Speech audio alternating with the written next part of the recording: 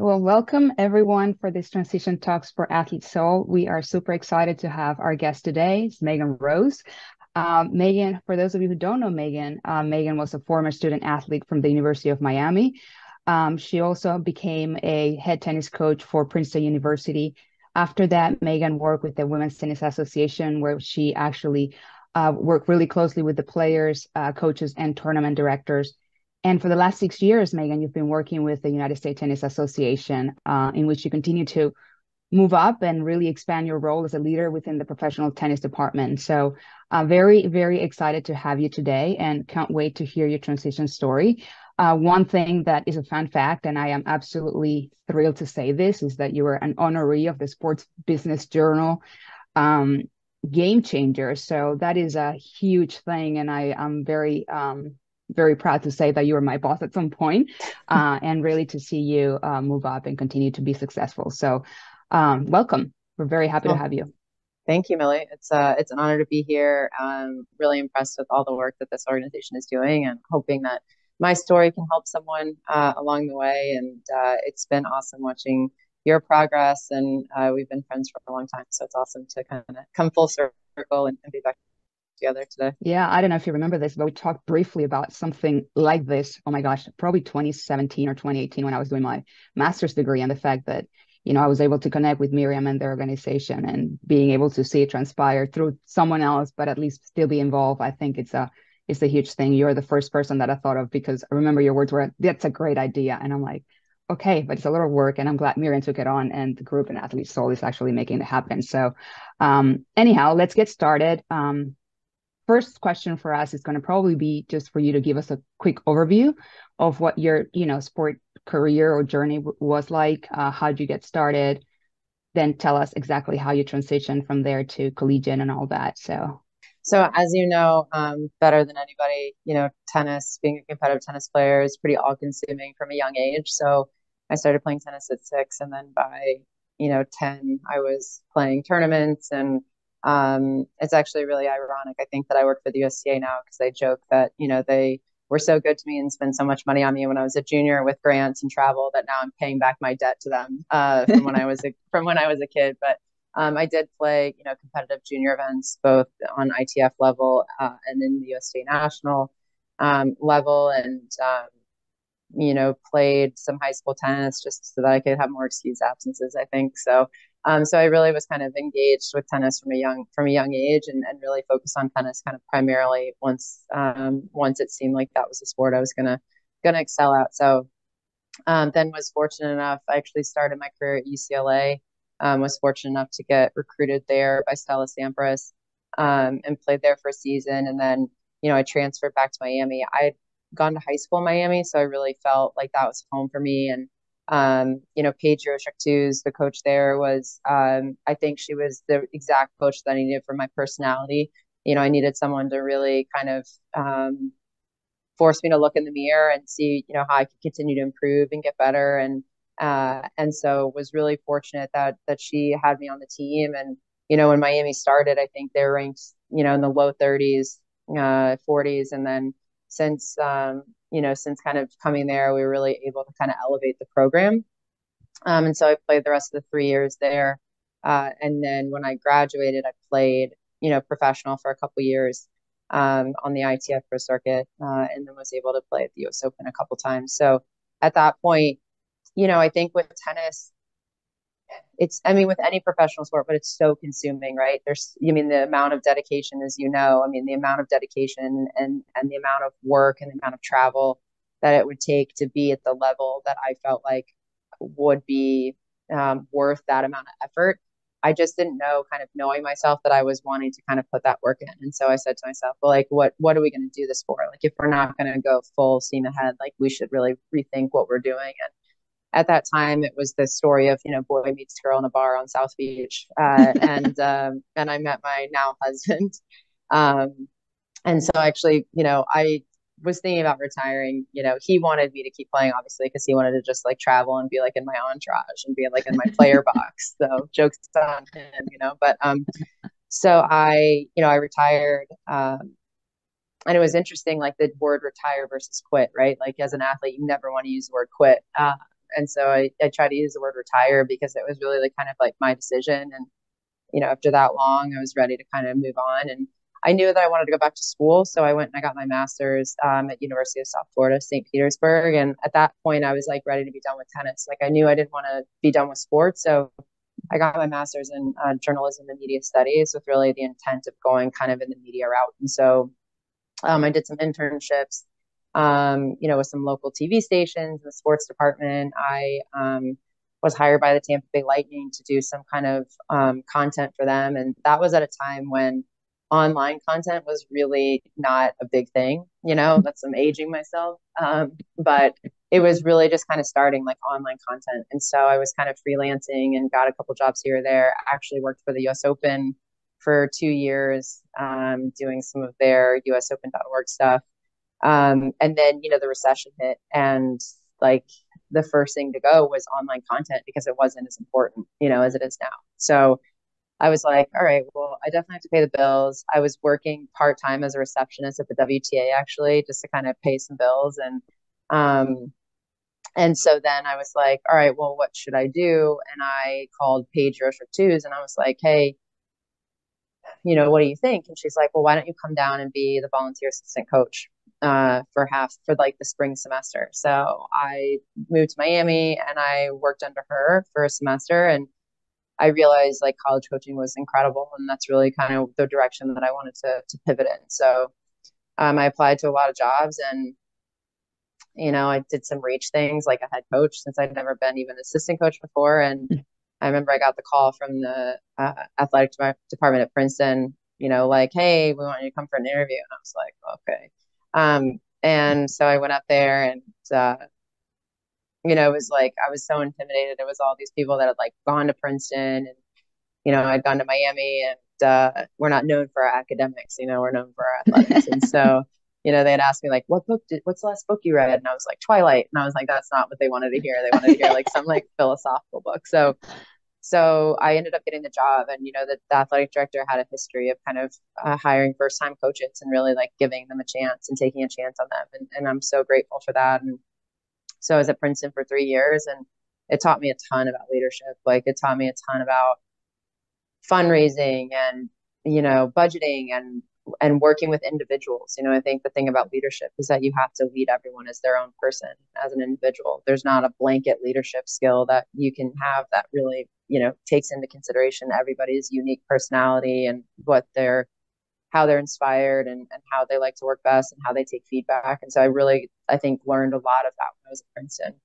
Let me stop you there for a second, because yeah. I think you touch on some really, really good points in terms of you going through different transitions after you stopped playing professionally, and then trying to figure out what was your next step.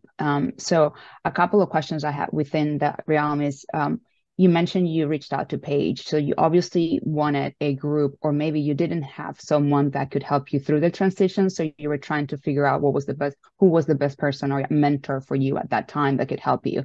So tell us a little bit about that particular time where you were not sure. What was it like for you, and how did you, I guess, find the courage to ask for help?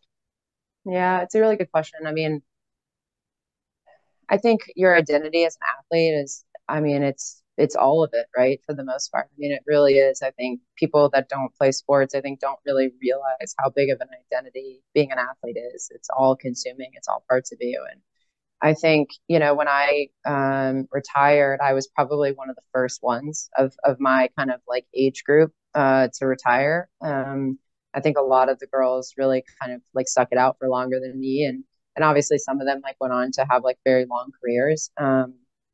And so it was like fairly lonely, right? Because I was like entering into this like really weird stage of life that everybody was in, where it's like a lot of people had already graduated college like 2 years before, and they were like, getting jobs, and they already knew kind of what they wanted to do. And I didn't have kind of my tennis friends because they weren't kind of in the same stage as me. And so, I think Paige always did a really good job of like knowing each of us as individuals. And she really kind of knew like how I ticked. And so I always felt like really comfortable going to her and asking for her advice. And yeah, look, I mean, I think, I think the other thing about like professional sports is that when you're in it, you have to be so focused on that, right? Like it's hard to be like, oh, well, when I retire, I'm going to do this, this, and this, because it's like you can't possibly think about quitting at that time because you're so like in it. And I think that's probably like one of the things that's so critical for athletes is like it's okay to think about like other paths for your life. It doesn't mean that you're not committed to your sport.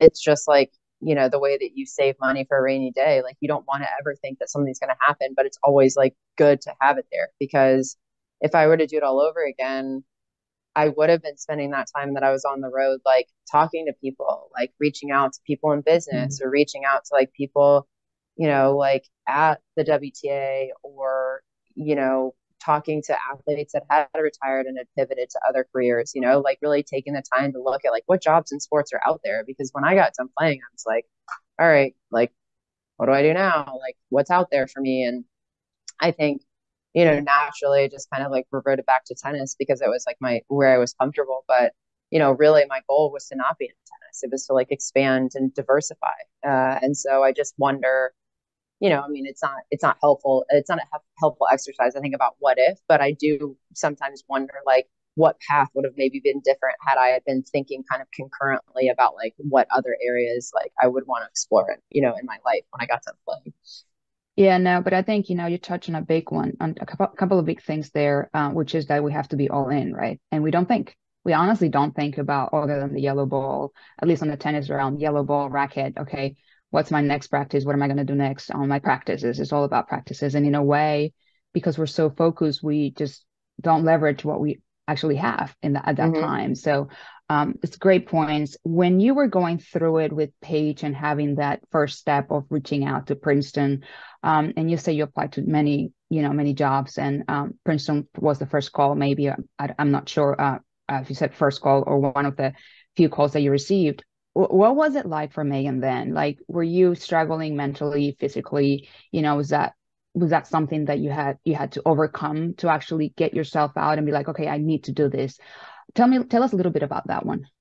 Yeah, I mean, physically I felt good, like I'd had my injuries really came in college. So once I kind of got out of college, um I was feeling good physically. So I'm lucky that I didn't have any like kind of like lingering injury issues that I think a lot of athletes have to deal with like when they get out of school or when they get done playing.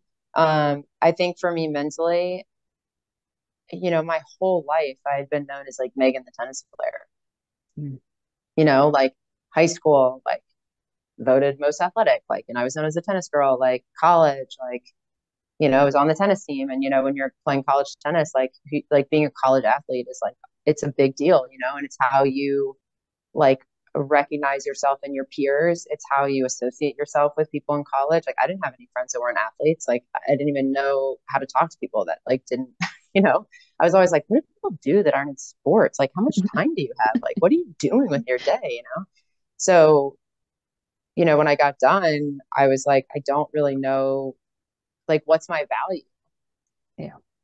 Yeah. What's my contribution like to this, to my life? Like, and I'm also like a very ambitious person. And I think with tennis, there's always like clear goals that you can set for yourself. Like, I want to be like top 20 in college. I want to be, I want to play one on my team. I want to be, I want to be one in college. And I felt like a lot of the goals that I'd set for myself, with the exception of a couple, like I was able to achieve. And so then when I got done, I was like, I don't know how to set goals for myself that aren't on the tennis court, And so that I think was a big learning curve for me. And I think that also at the beginning of my post tennis career, I was always in jobs that kind of like, they weren't corporate, right? They weren't like corporate America. So I still kind of had the sense of like, you could still be competitive.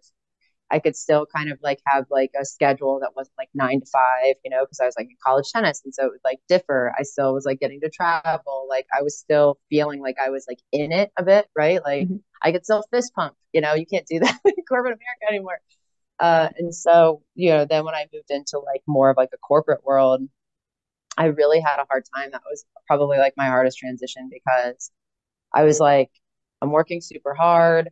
I'm doing everything that you set out for me, like goal wise. I'm contributing to the culture, I'm nice to people. And then at the end of a year, it'd be like, no, you're not getting promoted. And I'm like, well, so the idea that like I was no longer in control of my own progression was really hard for me. Like the first time that I thought I was going to get a promotion and I didn't, I did not handle it well. Like it was like devastating to me. And I realized that you're no longer in an environment in which you control your own destiny the way that tennis is. Tennis, we're lucky in that we can control our own destiny. We don't have to get drafted. We don't have to get picked for the team. Like if we're good enough, like you're going to play and you're going to get into tournaments and you're going to get the ranking points and the money and all the things. And so being in corporate and the corporate side was really like eye opening for me. It was a really tough, it was the toughest transition for me for sure. I can relate, and I will ask you the question because I know it's coming. So how did you handle it the second time when you didn't get a promotion? And the reason I ask this is because I think that you touched on such a great point, right? Like we're always controlling our progression, and then when you're done, then we're pretty much at someone else's, mercy as to Yeah. whether we're good enough or not good enough. And for us, performance is pretty much what has driven us throughout our lives. So how did you handle that the second time around when you didn't get it? I think I started to just realize that like I had to start, it wasn't just about hard work anymore.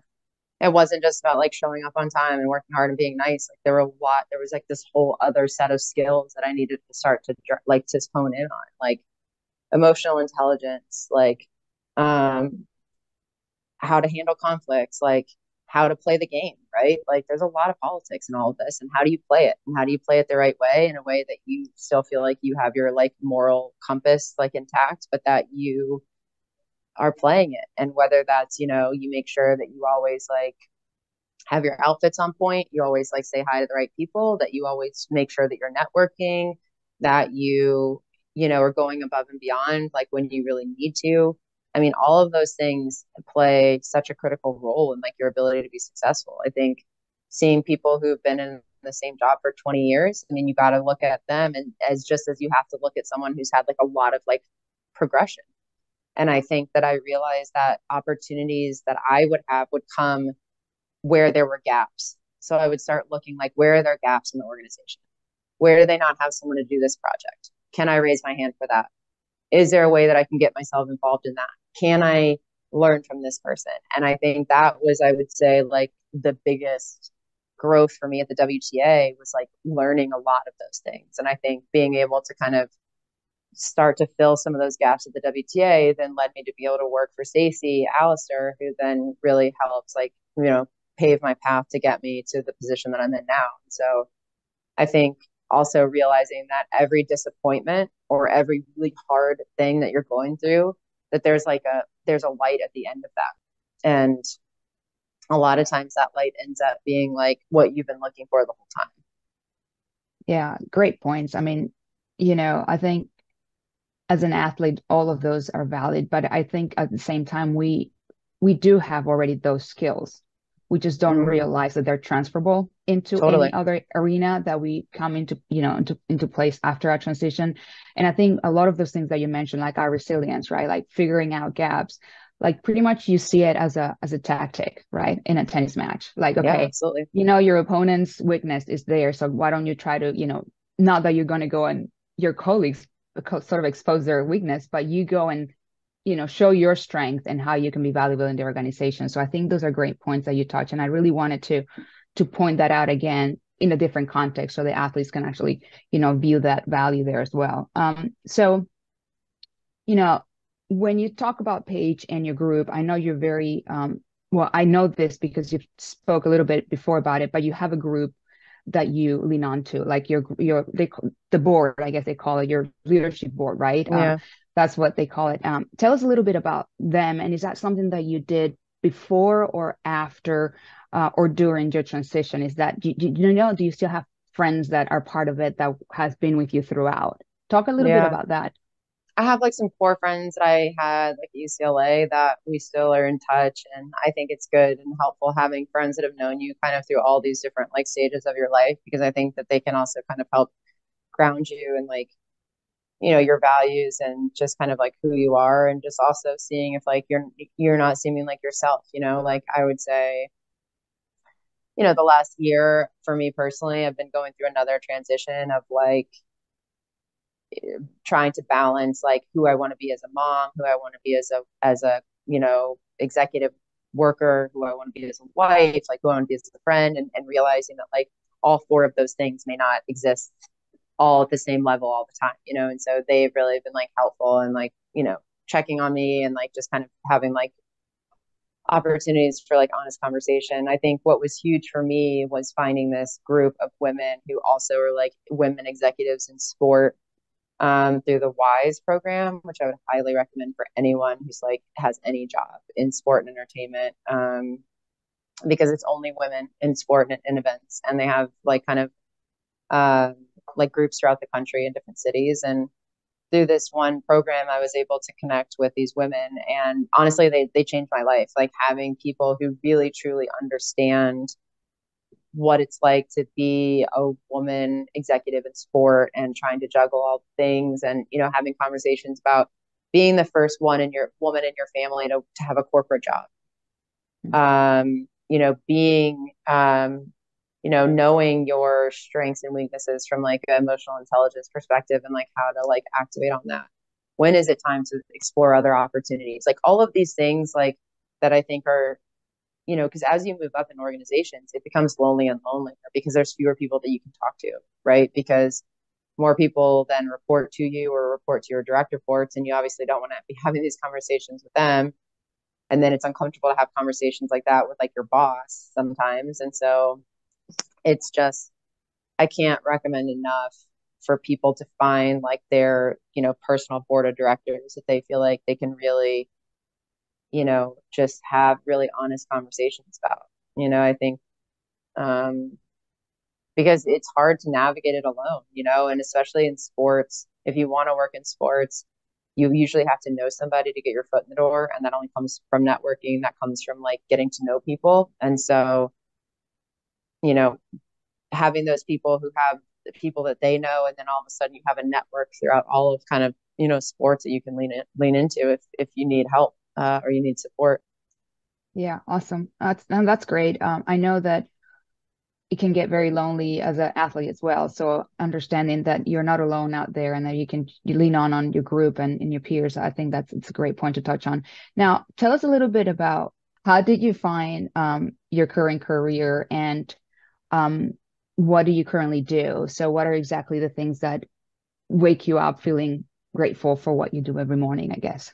Yeah, that's a good question. So right now, I'm the managing director of major events here at the U.S. Tennis Association. So, in my role, I basically oversee all of the professional tennis events in the U.S., either in that we operate them ourselves. So, for example, Davis Cup and Billie Jean King Cup and World Team Cup ties. So, we basically go into a market and our team kind of creates an event from scratch. I help with the promotion of events. So events that we don't kind of provide funding for, we help them with the U.S. Open Series. So providing more like promotional support of them. I oversee our Olympic and Paralympic groups. So I'm team leader for Olympics. So I take the team to the Olympic Games, and then for all the other USOPC events that the tennis team is participating in, our team kind of manages that. And then kind of non-pro related, I oversee US Open Wheelchair and US Open Juniors. Well, US Open Wheelchair is professional, but US Open Juniors is amateur. So, I'm really lucky in that I have the opportunity. Oh, and I forgot Pro Circuit. How could I forget Pro Circuit? You're missing something. You're missing something. That's okay. So Pro Circuit is the minor league kind of professional development tour of professional tennis. And we have, 116 of those events across the country. So I am really lucky in that I get to have different days every day. Every day I'm working on a different project. There's something else that's kind of coming down the pike. And, for me personally, I have like a mind that, for good or for worse, like I have to be stimulated a lot. Like I have to be feeling like I'm learning and growing and doing something. And, I'm not like a good person that just kind of like sits and just kind of like is still. And so with these events, I'm lucky in that I really get to work with a great team, and then also really kind of, see the fruit of the labor, right? Like we plan an event and then we see it happen. We help an event and then we see them execute it well. So, and then, I think for me, having the opportunity to work in the wheelchair tennis space has just been a really incredible opportunity, and something that I feel like I can really help, grow and get more exposure because, as we know,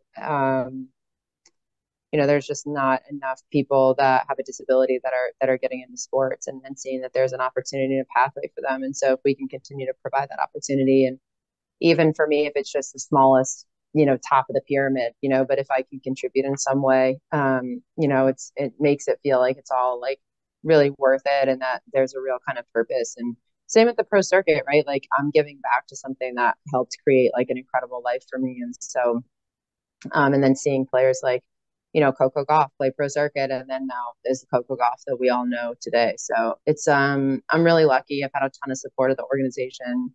They've been really good to me just in helping me grow, and so yeah, so I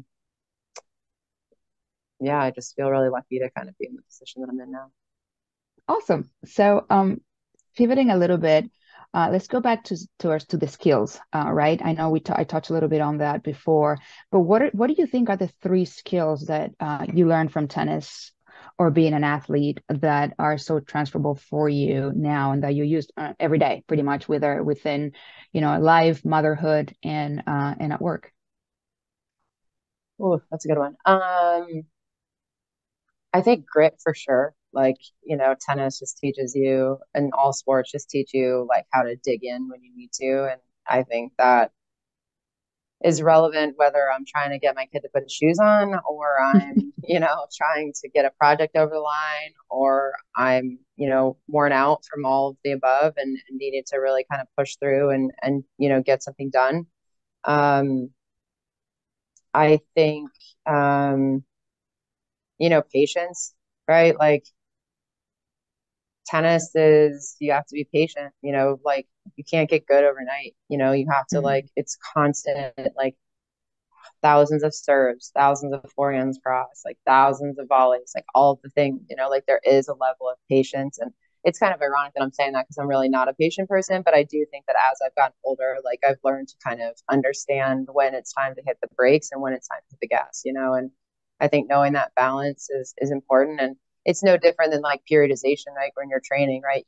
Kind of when you got to really get after it and when you got to let yourself rest.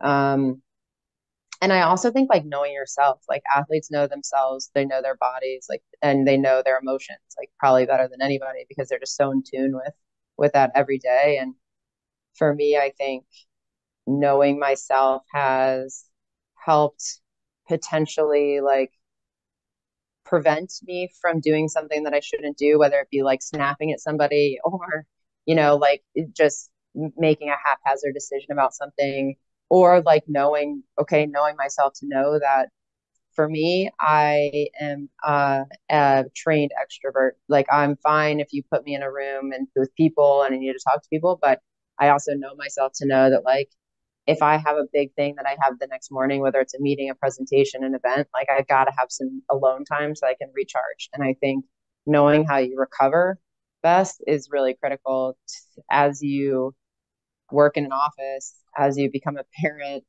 as you try to balance friendships. Like if you can't take care of yourself, so kind of taking some of that mentality about, taking care of yourself, I think is really important as you like, transition into life after sports. Mm. Two more questions. Yeah, fire. Do you have any regrets out of all your sporting careers? And I know you touched on it a little bit before, but on what would you do differently? But any I mean, regrets? I missed a forehand volley like on an All American. I'm just kidding. You know, I think it's really easy to like kind of go down that path, but like I feel like everything that happened for a reason, and it kind of led me to where I was. I mean, I think this year I've learned that like you don't have to say yes to everything. I think that's probably something that if I could go back, and that's recent, right? It's not like a long time ago, but like recently, I just would kind of tell myself, like, you don't have to go 110 miles an hour like every day about every single thing. You don't have to say yes to every like invitation you get or every like, thing because it just like you only have so much like capacity, and so yeah, but otherwise, I mean, Well, thank you for saying yes to us. I yeah, appreciate but that. this is important and I feel like it's like I said, it can be really lonely and I feel like the more people that I think openly talk about like where they had, missteps or where they felt like they weren't, on the right path, I think also for athletes like it's really easy to always be like, I should be here, I should be doing this, I should be at this level. Look at that person. Like it's really easy like to compare because it's a lot of like what professional sports is, right? It's like comparing like that person's record or how you compete, how you match up against this person. And I think trying to eliminate that thinking early on is super helpful too, because it's easy for me. I was always like, oh my God, like these other women are like presidents of sports teams and they're like, CMOs. And I'm like, I'm like, what do I do? Like, what am I doing? And it's kind of like, it's not like it's not healthy. It's like not a healthy exercise. Like you just have to be on your own path and know that you're doing the best job that you can and taking opportunities when they present themselves and fixing it if you didn't get it right, you know. Awesome. Thank you. So many great nuggets. Last one, and you sort of touched on it already, but I will ask it again just to keep getting you to talk a little bit more because I think it's so valuable. I mean, your whole experience from being, player, coach, now in the corporate world. Any recommendations for athletes that are transitioning out of sports that you think would be good for them? I mean, I would say, internships are a great first step into it. Like US Open, for example, we hire these seasonal roles that are paid. I think the days of like unpaid internships are actually like coming to an end. So there are a lot of like paid internships where you can get your foot in the door and you can show people exactly what you bring to the table. I mean, we've hired so many people from like the US Open seasonal seasonal roles. I think reaching out to people, it's super uncomfortable, but I mean, I've reached out to people on LinkedIn and been like, hey, like I'm super interested in what you do. Would you have 30 minutes so we can just hop on a call and I can introduce myself and, tell you about me and hopefully kind of learn more about what you do. And people are really willing to be helpful. And then networking, I mean, taking the time, like introducing yourself, like not staying in a corner and like waiting for someone to talk to you, but like really like getting yourself out there. And then lastly, I know this seems really crazy, but like really working on writing skills. Like I think that's such an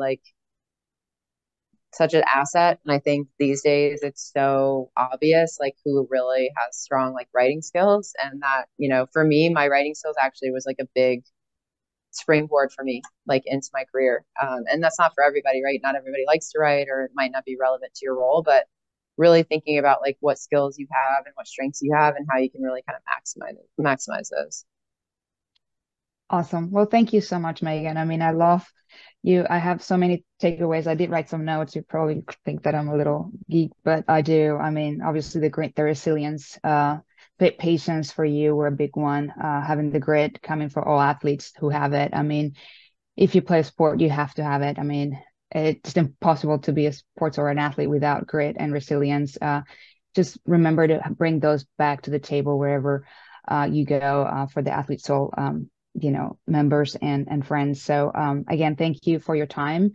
I appreciate listening to your story, and it's really nice to hear it more in depth. I know we never really had the full time to talk about this when we worked together, but always good to see you and always good to spend time with you. You too. Thanks for having me. And if any of the members ever have a question, they can always reach out to me. I'm happy to help everybody kind of on their transition. So Awesome. Thank you.